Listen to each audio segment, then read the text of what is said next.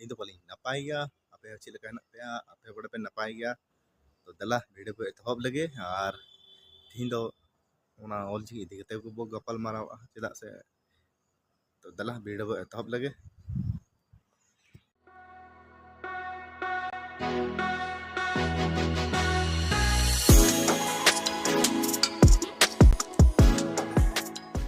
तो गाते को नित हो ऑलचिकी रपाचा जो तोंगी रेगे मेनाआ और हाने खय बांग नोडे खय को विरोध या और विरोध तेगे मेना को ए भाई नोआ दो अडी बड़ी हुयत कना चेदा पे विरोध एना जुदी ओलोग जुदी बांग समय पेखाय दो पे ओलोग मेनखा विरोध दम चिका अपनार बयहा गे तुम विरोधाय कना एटा हर तो बांग विरोधाय कना एटा हर माने छतिक तो बतम विरोधाय कना अपनार बयहा गे अपनार मिद गतकरेन होड़गे विरोधाय कना नोआ दो चेद लेकान नियम जुदी ओलोग जुदी बांग सनाय का आलम ओलोग जबरदस्ती तो बांग कना हम जहां ओलोग च मेन तम ओलोग में नोआ तो बांग कना मेनते एकदम ओलोग तेगे हुयत तम ओना दो बांग कना अपनारा खुशी कना इच्छा कना जुदी आम ओलोग सनाय का मोल दाड़ेआ ऑलचिकी ते माने सानताली ते और जुदी ओलोग बांग सनाय बाम ओलोग देवनागरी ते ओलोग भाई इंग्लिश ते ओलोग में जो चाइना ते ओलोग में जो जहानक ते ओलोग में ओना दो कोई बको रोगा दाड़ेम तो विरोध दो नोआ दो मिटे नाजायज गया जायज खय दो नाजायज गया चेदा से अपनार गतकरेन होड़गे जुदी विरोधाय कना नोआ दो नियम बाय मेने चेदा दिखु को छति को लांदा बा आगो तला रेगे रपाचा हड़ को लांदा बोन कना अरे भाई जब अब झारखंड दिसम बन नाम का खाय दो नोडे दो अब संताड़ी के हुयुग दरकार कना इटा शेड्यूल राज कना तो आदिवासी राज होय तो एटा हड़ा नोडे चिकिम दया को नोआ नियम दो कार कना न्यालबो तो मान लिया साउथ रे साउथ रे स्टेट बो नेला तो ओंडे दो चेदा बनु ओंडे दो चेदा बको अपनारे कना उनको तो लिपि मेना उनको चेदा माने को उनको को रोड गया को देवनागरी को रोड गया मेनखान उनका पोस्ट से दो बको रोड़ा और उनको उनको दो आको रगे को उनको दो तल आको रगे तल मेना को उनको आको लिपि रगे और तेलंगाना होइना आंध्र प्रदेश होइना तमिलनाडु होइना केरला होइना कर्नाटक होइना को आको तेगे रोड़ा आम रोड के बाम रोड के उनको आको भाषा तेगे रोड़ और एटा आको द मी बारे रोड़ मा हिंदी ते बकी बचल दो आको तेगे रोड़ बुझे बाम बुझे को आलम बुझे तो उनको जब को आको स्टेट आको लिपि तको जो ऑल पढ़ाव दाड़े कना अब चेदा बोल पढ़ाव दाड़े ओंडे दो बनु को सही तो ओंडे हो मेना को एमन मन आयमा धर्म रेन हो मेनखान काडा को सपोर्ट का आको तमिल मेना आको तेलुगु मेना उनको आको ओना को सपोर्ट ओंडे दो हिंदी दो उना बाम नेला ऑल हो आको भाषा तेगे जतो एकदम ए टू जेड जहाना गे नेल मी बार गे खाली जहां करे लटू लटू शॉपिंग मॉल करे गे ऑल एम नेला बाकी बजल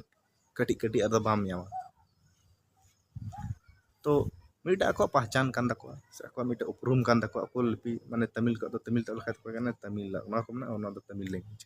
तमिल भाषा कना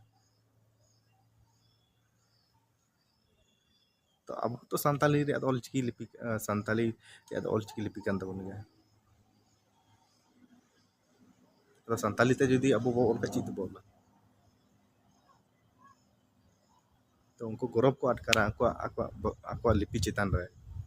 और अब तो गौरव दरकार कान गया अब नोआ रे उपरुम मेना तबला उपरुम जुदी नोआ बाम थाना के मिद दिन मी होड़ गे रोड कते मांगल करता पे लिपि दो संताली बे रोड कान लिपि दो करता पे तो कटी बुझाव तन पे काल पे आपे पे विरोधे कना इन दो नोआ बुझाव बई नामे मान लीजिए ठीक है आम मेन दा इन दो देवनागरी सपोर्ट से देवनागरी तो ओलो सने दिखा भाई ओलो में लेकिन आम उपरुम दम करता आम ठीक आम ले ही संताल कान गे मेनखान हमको कुली में को तामा लिपि चे देवनागरी में तना आले लिपि कना भले आम देवनागरी ते मोलो कना पढ़ा कना तो लिखाय चिकरी दाम बोलो ठीक है मेनखान आमा उपरुम द चिक आमा चिकी रे उपरुम द को कुली में का संताली ते रोड़े और आमा चिकी द करता माने आमा स्क्रिप्ट द करता आमा लिपि द करता चे मुदुगा रोमान देवनागरी ako पतिया कोई पतिया जब मी तो 8 शेड्यूल नो संताली भाषा जिदा बोला हुईना गोटा दिसम पड़ा को बड़ा नाम किया बांग नको दो ट्राइबल मिटे लैंग्वेज हेना गया मिटे भाषा मेना तको गया ᱱᱚᱣᱟ ᱫᱚ ᱚᱞᱪᱤᱠᱤ ᱞᱤᱯᱤ ᱠᱟᱱ ᱛᱟᱠᱚᱣᱟ ᱛᱚ ᱵᱷᱟᱹᱜᱤ ᱜᱚᱴᱟ ᱫᱤᱥᱚᱢ ᱡᱩᱫᱤ ᱠᱚ ᱵᱟᱲᱟᱭ ᱧᱟᱢᱮᱫ ᱠᱟᱱ ᱠᱷᱟᱡ ᱪᱮᱫ ᱛᱚ ᱛᱤᱱᱟᱹᱜ ᱜᱚᱨᱚᱵ ᱨᱮᱭᱟᱜ ᱠᱟᱛᱷᱟ ᱠᱟᱱᱟ ᱵᱟᱲᱟᱭ ᱜᱮᱭᱟᱵᱚ ᱥᱚᱨᱫᱤᱱ ᱥᱨᱤᱯᱚᱛᱤ ᱴᱩᱰᱩ ᱪᱟᱞᱟᱣ ᱞᱮᱱᱟ ᱩᱱᱤ ᱥᱯᱮᱱᱤᱥ ᱫᱤᱥᱚᱢ ᱪᱟᱞᱟᱣ ᱞᱮᱱᱟ ᱛᱚ ᱚᱸᱰᱮ ᱟᱹᱰᱤᱜᱟᱱ ᱟᱡ ᱢᱟᱱᱮ ᱫᱚᱝ ᱞᱟᱜᱽᱲᱮ ᱥᱮ ᱟᱵᱚᱣᱟᱜ ᱵᱷᱟষᱟ ᱤᱫᱤ ᱠᱟᱛᱮ ᱟᱵᱚᱣᱟᱜ ᱥᱟᱦᱤᱛᱛᱚ ᱤᱫᱤ ᱠᱟᱛᱮ ᱱᱚᱣᱟ ᱚᱱᱟᱨᱮ ᱜᱟᱞᱚᱪ ᱠᱮᱜᱼᱟᱭ ᱞᱟᱹᱭᱟᱫ ᱠᱚᱣᱟᱭ ᱟᱞᱮ ᱫᱚ ᱱᱚᱝᱠᱟ ᱱᱚᱝᱠᱟ ᱞᱮ ᱚᱞᱟ ᱱᱚᱝᱠᱟ ᱱᱚᱝᱠᱟ ᱞᱮ ᱚᱞᱟ ᱱᱚᱝᱠᱟ ᱞᱮ ᱨᱚᱲᱟ ᱱᱚᱝᱠᱟ ᱞᱮ ᱛᱟᱦᱮᱱᱟ ᱱᱚᱝᱠᱟ ᱞᱮ ᱴᱨᱟᱰᱤᱥᱚনাᱞ ᱠᱟᱥᱴᱚᱢ ᱛᱟᱞᱮ ᱟᱞᱮ ᱟᱞᱮ ᱥᱚᱢᱟᱡᱽ ᱥᱟᱶᱛᱟ ᱨᱮᱭᱟᱜ ᱨᱤᱛᱤ ᱨᱮᱣᱟᱡᱽ ᱱᱚᱝᱠᱟ ᱦᱮᱱᱟᱜ ᱛᱟᱞᱮᱭᱟ ᱥᱮ ᱟᱞᱮᱭᱟᱜ ᱱᱚᱣᱟ ᱪᱮᱫ ᱠᱚ ᱢᱮᱱᱟ ᱯᱟᱹᱧᱪᱤ ᱫᱷᱩᱛᱤ ᱯᱟᱲᱦᱟᱜ ᱱᱚᱣᱟ ᱠᱚᱨᱮ ᱮᱢᱟᱱ ᱠᱚᱨᱮᱱᱟᱜ ᱚᱸᱰᱮ ᱜᱟᱞᱚᱪ ᱦᱩᱭᱱᱟ ᱛᱚ ᱛᱤᱱᱟᱹᱜ ᱥᱟᱨᱦᱟᱣ ᱛᱤᱱᱟᱹᱜ ᱨᱟᱹᱥᱠᱟᱹ ᱨᱮᱭᱟᱜ ᱠᱟᱛᱷᱟ ᱠᱟᱱᱟ ᱛᱤᱱᱟᱹᱜ ᱥᱟᱨᱦᱟᱣ ᱨᱮᱭᱟᱜ ᱠᱟᱛᱷᱟ ᱠᱟᱱᱟ ᱪᱮᱫᱟᱜ ᱥᱮ ᱢᱟᱱᱞᱤᱭᱟ ᱟᱵᱚᱣᱟᱜ ᱞᱤᱯᱤ ᱵᱤᱫᱮᱥ ᱨᱮ ᱡᱩᱫᱤ ᱟᱵᱚᱣᱟᱜ ᱠᱚ ᱪᱷᱟᱨᱟᱣ ᱯᱟᱥᱱᱟᱣ ᱢᱟᱱᱞᱤᱭᱟ ᱪᱷᱟᱨᱟ ᱯᱟᱥᱱᱟᱣ ᱚᱸᱰᱮ ᱠᱚ ᱥᱟᱯᱳᱨᱴᱚᱜᱼᱟ ᱛᱚ ᱛᱤᱱᱟᱹᱜ ᱨᱟᱹᱥᱠᱟᱹ ᱨᱮᱭᱟᱜ ᱵᱩᱡᱷᱟᱹᱜ ᱠᱟᱱᱟ ᱛᱚ ᱵᱷᱟᱹᱭ ᱟᱯᱮ ᱵᱤᱨᱳᱫᱮᱜ ᱠᱟᱱᱟ ᱱᱚᱣᱟ ᱫᱚ ᱱᱤᱭᱚᱢ ᱵᱟᱭ ᱢᱮᱱᱮᱫᱼᱟ ᱟᱨ ᱦᱩᱭᱩᱜ ᱫᱚᱨᱠᱟর ᱠᱟᱱ ᱜᱮᱭᱟ ᱱᱚᱰᱮᱱᱟᱜ ᱯᱷᱟᱥᱴ ᱞᱮᱝᱜᱩᱭᱮᱡᱽ ᱫᱚ ᱥᱟᱱᱛᱷᱟᱞᱤ ᱜᱮ ᱪᱮᱫᱟᱜ ᱥᱮ ᱦᱟᱨ ᱥᱴᱮᱴ ᱡᱩᱫᱤ ᱠᱚ ᱧᱟᱢ ᱠᱟᱜ ᱠᱷᱟᱡ ᱟᱵᱚ ᱱᱤᱭᱚᱢ ᱠᱟᱹᱱᱩᱱ ᱥᱟᱜ ᱱᱚᱰᱮ ᱧᱟᱢ ᱫᱚᱨᱠᱟর ᱠᱟᱱ ᱜᱮᱭᱟ ᱧᱟᱢ ᱫᱚᱨᱠᱟর ᱜᱮ ᱮᱠᱫᱚᱢ ᱱᱤᱦᱟᱹᱛ ᱠᱟᱱ ᱜᱮᱭᱟ ᱚᱠᱚᱭ ᱦᱚᱸ ᱵᱟᱠᱚ ᱢᱮᱱ ᱫᱟᱲᱮᱭᱟᱜᱼᱟ ᱚᱠᱚᱭ ᱦᱚᱸ ᱵᱟᱠᱚ ᱢᱮᱱ ᱫᱟᱲᱮᱭᱟᱜᱼᱟ ᱢᱮᱱᱛᱮ ᱱᱚᱣᱟ ᱫᱚ ᱵᱟᱝ ᱦᱩᱭᱩᱜ ᱫᱚᱨᱠᱟর ᱜᱮ ᱟᱨ ᱦᱩᱭ ᱠᱚᱜ ᱥᱟᱯᱳᱨᱴ ᱜᱮᱭᱟ ᱠᱚ ᱪᱮᱫᱟᱜ ᱵᱟᱭ ᱥᱟᱯᱳᱨᱴᱟ ᱵᱷᱟᱹᱭ ᱡᱷᱟᱲᱠᱷᱚᱸᱰᱤ ᱨᱮᱭᱟᱜ ᱛᱚ ᱠᱟᱴᱟᱜ ᱠᱟᱱᱟ ᱛᱚᱵᱮ ᱢᱮᱱ ᱡᱟᱦᱟᱸᱭ ᱜᱮ ᱡᱟᱦᱟᱸ ᱯᱚᱯᱩᱞᱮᱥᱚᱱ ᱡᱟᱭᱜᱟ ᱠᱚ ᱢᱟᱱᱞᱤᱭᱟ ᱟᱵᱚ ᱱᱚᱰᱮ ᱥᱟᱱᱛᱟᱲ ᱜᱮ ᱦᱮᱱᱟᱜ ᱵᱚᱱᱟ ᱡᱟᱫᱟ ᱠᱟᱨᱛᱮ ᱟᱫᱚ ᱚᱠᱚᱭᱟᱜ ᱦᱩᱭᱩᱜ ᱫᱚᱨᱠᱟর ᱟᱨ ᱥᱤᱰᱩᱞ ᱥᱴᱮᱴ ᱠᱟᱱᱟ ᱟᱹᱫᱤᱵᱟᱹᱥᱤ ᱨᱟᱡᱽ ᱠᱟᱱᱟ ᱛᱚ ᱚᱠᱚᱭᱟᱜ ᱪᱟᱞᱟᱜᱼᱟ ᱟᱵᱚᱣᱟᱜ ᱜᱮᱛᱚ ᱪᱟᱞᱟᱜᱼᱟ ᱵᱷᱟᱹᱭ ᱟᱵᱚᱣᱟᱜ ᱨᱟᱡᱽ ᱟᱵᱚᱣᱟᱜ ᱫᱤᱥᱚᱢ ᱫᱚ ᱱᱤᱛ ᱵᱟᱝ ᱦᱩᱭ ᱠᱟᱱᱟ ᱡᱟᱵ ᱛᱟᱠ ᱟᱵᱚᱣᱟᱜ ᱛᱮᱵᱚ ᱚᱞᱚᱜᱼᱟ ᱟᱵᱚᱣᱟᱜ ᱛᱮᱵᱚ ᱯᱟᱲᱦᱟᱜ ᱟᱵᱚᱣᱟᱜ ᱛᱮᱵᱚ ᱪᱟᱹᱠᱨᱤᱭᱟ ᱛᱟᱵ ᱵᱟᱲᱟᱭ ᱠᱟᱜ ᱟᱵᱚᱣᱟᱜ ᱫᱤᱥᱚᱢ ᱟᱵᱚᱣᱟᱜ ᱨᱟᱡᱽ ᱟᱵᱚᱣᱟᱜ ᱪᱩᱠᱩᱫ ᱛᱤᱨᱮ ᱛᱟᱦᱮᱱᱟ ᱛᱚᱵᱮ ᱱᱤᱛ ᱟᱵᱚ ᱪᱩᱠᱩᱫ ᱛᱤᱨᱮ ᱢᱮᱱᱟᱜᱼᱟ ᱟᱵᱚᱭᱤᱡ ᱱᱚᱰᱮ ᱵᱚ ᱢᱚᱱᱛᱨᱤᱜ ᱠᱟᱱ ᱜᱮᱭᱟ ᱢᱮᱱᱠᱷᱟᱱ ᱩᱠᱩᱨ ᱟᱵᱚᱣᱟᱜ ᱯᱟᱹᱨᱥᱤ ᱛᱮ ᱟᱵᱚᱣᱟᱜ ᱪᱤᱠᱤ ᱛᱮ ᱩᱠᱩᱨ ᱵᱚ ᱚᱞᱚᱜ ᱯᱟᱲᱦᱟᱜ ᱠᱟᱱᱟ ᱟᱵᱚᱣᱟᱜ ᱪᱤᱠᱤ ᱛᱮ ᱚᱞᱚᱜ ᱯᱟᱲᱦᱟᱜ ᱛᱚᱵᱮ ᱛᱚᱵᱚ ᱢᱮᱱᱟ ᱟᱵᱚᱣᱟᱜ ᱪᱮᱫ ᱠᱚ ᱢᱮᱱᱟ ᱛᱟᱵ ᱛᱮᱵᱚ ᱵᱟᱲᱟᱭᱟ ᱦᱮᱸ ᱟᱵᱚᱣᱟᱜ ᱪᱤᱠᱤ ᱛᱮᱵᱚ ᱚᱞᱚᱜ ᱠᱟᱱᱟ ᱛᱟᱵ ᱛᱚ ᱟᱵᱚᱣᱟᱜ ᱫᱤᱥᱚᱢ ᱟᱵᱚᱣᱟᱜ ᱨᱟᱡᱽ ᱫᱚ ᱧᱩᱛᱩᱢ ᱠᱟᱛᱮ ᱫᱚ ᱵᱟᱝ ᱦᱩᱭᱩᱜ ᱠᱟᱱᱟ ᱵᱷᱟᱹᱭ ᱠᱟᱹᱢᱤ ᱦᱩᱭᱩᱜᱼᱟ ᱛᱚ ᱚᱱᱟ ᱞᱮᱠᱟ ᱠᱟᱱ ᱜᱮᱭᱟ ᱚᱞᱚᱜ ᱯᱟᱲᱦᱟᱜ ᱦᱩᱭᱩᱜᱼᱟ ᱛᱚᱵᱮ ᱦᱩᱱᱟᱹᱝ ᱟᱵᱚᱣᱟᱜ ᱫᱤᱥᱚᱢ ᱟᱵᱚᱣᱟᱜ ᱨᱟᱡᱽ ᱟᱨ ᱵᱟᱠᱷᱟᱡ ᱫᱚ ᱨᱚᱲ ᱛᱮᱵᱚ ᱨᱚᱲ ᱦᱟᱲᱟᱢᱚᱜᱼᱟ ᱪᱮᱫ ᱦᱚᱸ ᱵᱟᱭ ᱦᱩᱭᱩᱜᱼᱟ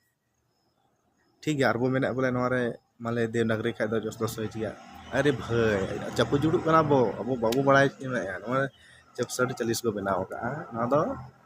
बुझो तुम 40 माने 40% तो होना बाहरिया 60% दो झारखंड रे अरे भाई कल करा नवा नियम तो या एटा रे चला में लागा गड़ा को पड़िक मिया लागा गते को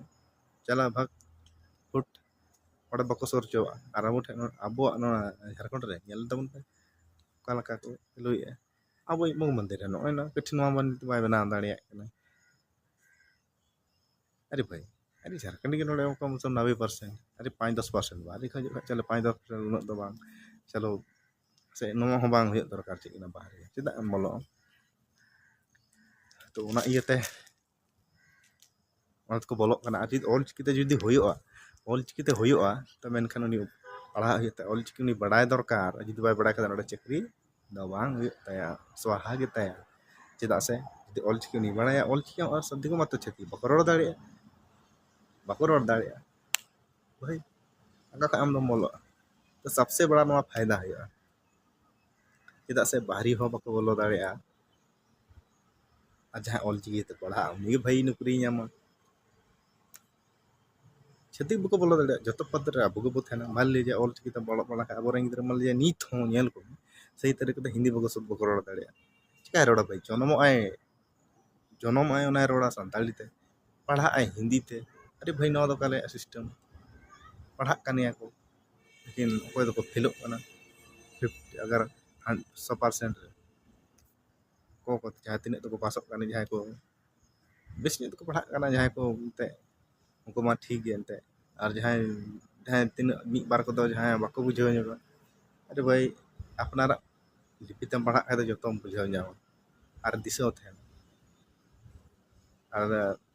जो अब देहात रन बाको रोड़ दाड़े तो और ब्लॉक को फायदा हेना तबना से जहान ऑफिस को अब सानताड़ी दबो एम दाड़े ऑल कते से सानताड़ी तेम रोड़ दाड़े भले मान लीजिए हिंदी बाय रोड़ दाड़े मान लीजिए दिकू ते बम रोड़ दाड़े तो मान लीजिए अब जुदी राजभाषा हुई लेखा तो सानताड़ी ते रोड़ हुई तो तीना रस्के रे कथा कना अरे भाई नुको ओना माको मेने कान ना मानते अब नोड़े दे इये दबो रोड़ा सानताड़ी ते रोड़ा उनको मा जब देनार को सब हिंदी ते रोड़ा अरे भाई जो तो ना तो चिकाते हुई नोआ दो नियम दो बाय मेने गंके जब अब व्यवहार जो तो ये रे सांताली ते माने बिस को लेकर एकदम अदालत धरी तब तीन रस्के रे कथा कना तीन रस्के रे कथा कना तो चाहे जो संताड़ी दिगे रोड़ा चाहे बांग उलोग पड़ा उन्हीं हो संताड़ी दिगे रोड़ा और हिंदी ते जो थोड़ा पोस्टर सी तो बकरो दाड़े तो नीत पे मेने क्या बोले है नीत को पढ़ाव ना डिगो ज्ञान से ना मेन का नीत हो हिंदी ते सही तरीका दो बाको रो दाड़े आते ना तो कोई अब संताड़ को उन भागी सिग दो कोई बको रोड़ा मी जहाँ को उलोग पढ़ाव ना जति जस्ती के से जहाँ उलोग पढ़ाव kan उनको गे मिद बार को रोड़ा बाकी बचल दो देहत सुपूर तरीका दो कोई बार रोड़ा मान ले नीति जहाँ उन उलोग पढ़ा बुने नी दा जहाँ लका रोड़ा हा आज बुझ होचोया कदो बाय बुझ होचोया तो कोई नहीं पर आप जुदी संताली जब नवा राज भाषा थे ना तो संताली ते रोड़ हुआ जहाँ साहेब सलाक जो संताली ते उनी बड़ा ही होता है हम मान ले जाए नोड़े ना जुदी राज भाषा हुआ तो बड़ा ही होता हम चाहिए गया तो तीन रस्के रे कथा कन गया नवा को फायदा हुआ आवरेन गिद्र को जन्म संताली दिको ऑलोग पढ़ा तीन रस्के रे कथा कना अदो नवा तो उनको तो नवा दो बको खोजो कना नको तो कटिक को जन्म दिको दिको रोड़ा दिको से सांग को ले अरे भाई का लेकान संताल कना पिया atau मेन पे नवा दो ये गया बोले बांग ये चिका गया अरे भाई जोतो लिपि रे बो नेल खा से बांग मिले कोई दो अनसाइंटिफिक गया अरे कोटा दो साइंटिस्ट गया अरे रोमन बो नेल दा रोमन ते बे मेन दा तो रोमन से स्ट्रक्चर चिका ताइन ओना रे और ओना ते जेते ओलो कना पासे तो अरे कोई को आपे को लहाए पिया साल बुझे बांग ñamok कना से कठिन एटा हड़ा कथा पे अंजमे कना पे नपे हल्का पे नौका इन नवा बड़ाय कना जे मता पे दो बांग जरूर जहां से को तायम से को मेना को जरूर नवा रे हाथ मेना नवा रे बकाय दो नवा को बांग हुआ एक तो दिकु ताल पे चला पे मेंदा तब ते नवा विरोध एना बस दिकु कथा पे अंजम दा बड़ाय कना दिकु कथा दिकु पे अंजम दा बांग बोले नोड़ा तब तो नवा दो बाबू है नवा के ठीक जरूर जरूर बस तो आपे को नवा को जरूर को मेन गोते तब पे विरोध दा बकाय दो नवा को भापे विरोध किया और उन हड़ को विरोध kan उन हड़ मान लीजिए सही कना पे होय दाड़े बस पे सही गोते कना तबे विरोध कना ना तबे विरोध बस पे मान लीजिए आदिवासी ठेक ते रोड़ दाड़े दिकु तो बाय रोड़ दाड़े आदिवासी ठेक इन नो विरोध लेखा तो उनी आयमा लेकन आइन कानून मेना उनी लगाव दाड़े गया तो उनी जेहिलो बेकार नाते बाय रोड़े तो नाते बस पे को लहाव का पे मा नोड़े दा बोdo बाबो दो है नवा दो नवा तेनो रीति को पढ़ा होय दाड़े से मिटे सजेशन मिटे नवा बस होय दाड़े बस ओना इयते से पे नवा विरोध आलात पे मेना बुड़ी गया हनका गया नका कोया दो बांग बुड़ी भाई नवा तलो पे मेना एकदम पूरा शुद्ध गया चिकना दुमकर हबले पूरा बांग बांग बाको पति चेदा से तीन पे सोशल मीडिया पे मेने कना मले जा नवा दो बाको पति चेदा पति भाई कोई शुद्ध रोड दारे पे मेने गया तो माले दो शुद्ध संताली ये संताली रोड दा बांग भाई चेदा पे शुद्ध संताली रोड दो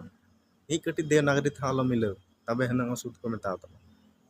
और खादा न मिले मैक्सिमम रोड़ा ना दो चे पतियो अतो ना तो आलो कोई ना तो बा मेन दाड़े मते एकदम शुद्ध अरे मी बार वार दो हंते तक मिले गया हंते को मिले गया अदम मेना शुद्ध ले रोड़ा ले दम ना ये कान तले संथाल ना बुगड़ी ना बस ये सेना हेले खा तो बुगड़ी अरे भाई कटे बुगड़ी आम मोड़े दिन सोहराय कना मोड़े दिन सोहराय तो 100 दिन सोहराय नोआ ले को रोक टोक बनो और मेना आर को मेन अबिन तो जहां चिल का मेता आम जहां के मेता जहां नडे हड़म में आम दया का को में कना आम दया मी जहां नडे हड़म ता को काल का बुझेवा मिटे मान सम्मान कते मेता से अबिन अबिन ओका खो बिन हिजन ओ का अबिन उड़ा दो करे तो तीन रस्के अबिन मिटे सर आप कहां से आए हैं आपका नाम क्या है तो डायरेक्ट तुम्हें मेता जहां नडे हड़म तुम मेता तुम कहां से आरो आप तुम कैसे हो अरे आम खो गड्डी थे उनी दो मेन दाड़े आम खो जैसे जहां बस आम खो उनी बस लट्टू गे से कटिक गे अदा अने हड़ तो चे मेता ये तुम बांग से जहां साहेब गे हजू उनी मेता मा नते गे दुड़ुब में मा नते गे दुड़ुब में मा नते गे हजू बिन मा pindah sek ge se chair sek ge duduk se kursi sek duduk se usul maci sek ge duduk ben no nongka kata aling aling ing aling aling aling aling aling aling aling ar aling itu harang ge different aling mane aling bar hor aling aling ar aling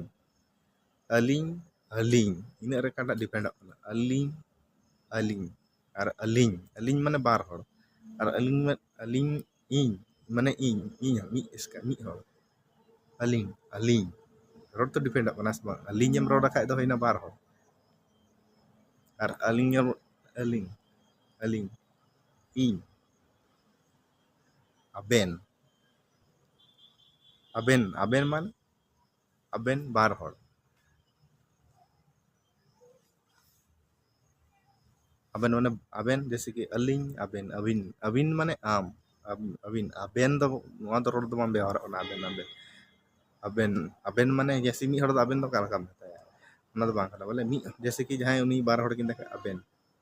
Avin